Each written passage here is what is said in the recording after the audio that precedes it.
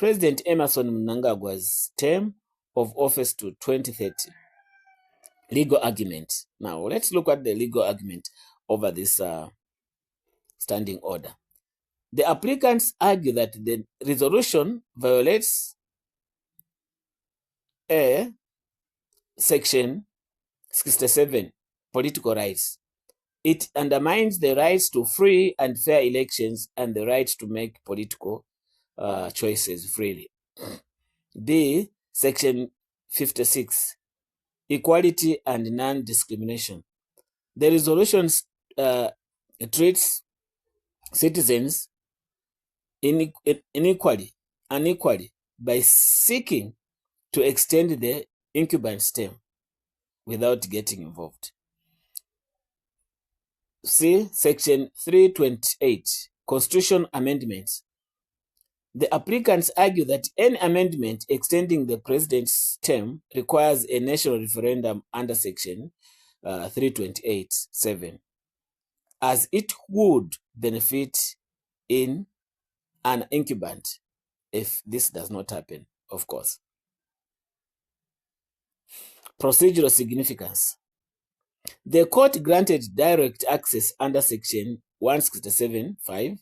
This is exceptional and typically reserved for cases in the interest of justice, often due to urgency or the inability of lower courts to adequately address the matter. The court's decision is notable. It suggests the Constitutional Court considers the constitutional issues raised to be of sufficient national importance to bypass the normal hierarchy of courts.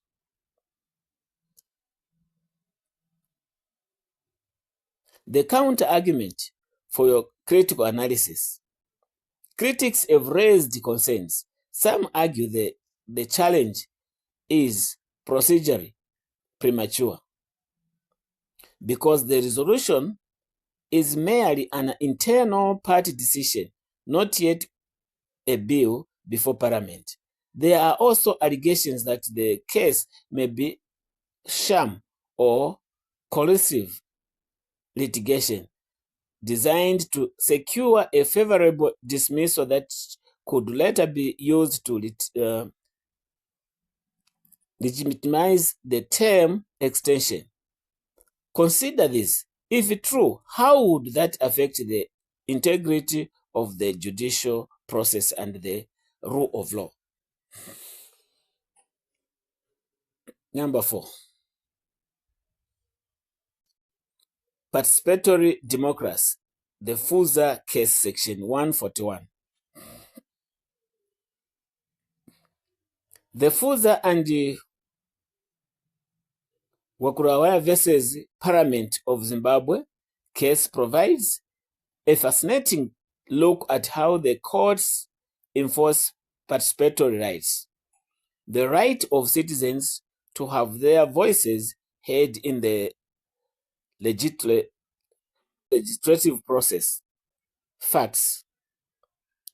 The applicants challenged the Private Voluntary Organization Amendment Act 2025, arguing that Parliament failed to apply with Section 141A of the Constitution, which requires Parliament to facilitate public involvement in the legislative process. They claim disruptions to public hearings in Harare and Masvonga rendered the process constitutionally defective.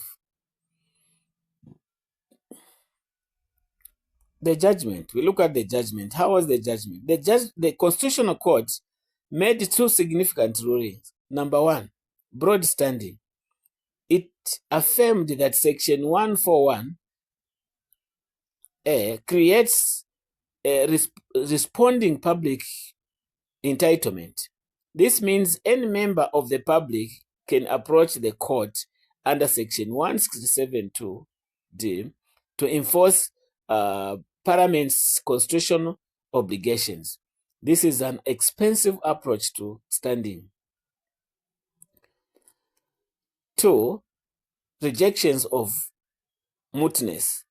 The court held the challenges to legislative procedure remain justifiable even after enactment. A law cannot be cured. It's simply by being passed. The process matters. The evidentiary handle. However, the court ultimately dismissed the application. Why? The applicants failed to meet the evidentiary threshold. The court required them to demonstrate a complete feature of to facilitate public participation, or that participation was so inadequate as to be merely antagonistic. Isolated disruptions were insufficient. The critic.